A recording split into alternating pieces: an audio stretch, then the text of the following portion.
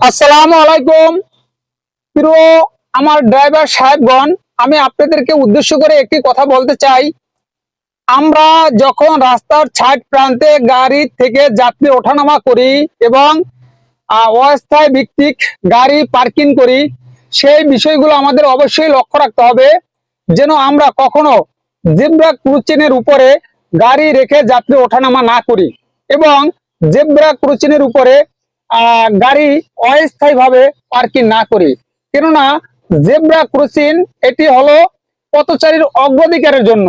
আমরা অনেক রাস্তায় দেখতে পাই জেব্রা ক্রসিংয়ের উপরে গাড়ি রেখে আপনার যাত্রী ওঠানামা করাচ্ছে, এমনকি অস্থায়ীভাবে পার্কিং করে রাখছে, ভ্যান গাড়ি দিয়ে ব্যবসা করছে, প্রাইভেট কার রেখে চলে যাচ্ছে।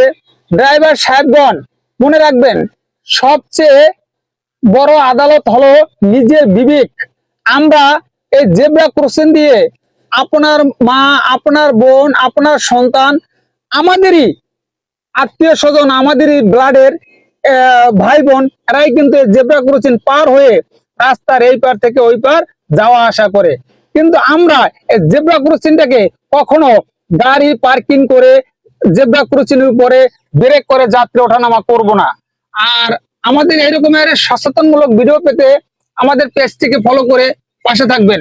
আর আমরা এই বিষয়গুলো অবশ্যই লক্ষ্য করে বা এই বিষয়গুলো মাথায় রেখে আমরা সড়কে চলাচল করি, নিরাপদ সড়ক গড়ে তুলি। সবাই ভালো থাকবেন। আসসালামু আলাইকুম।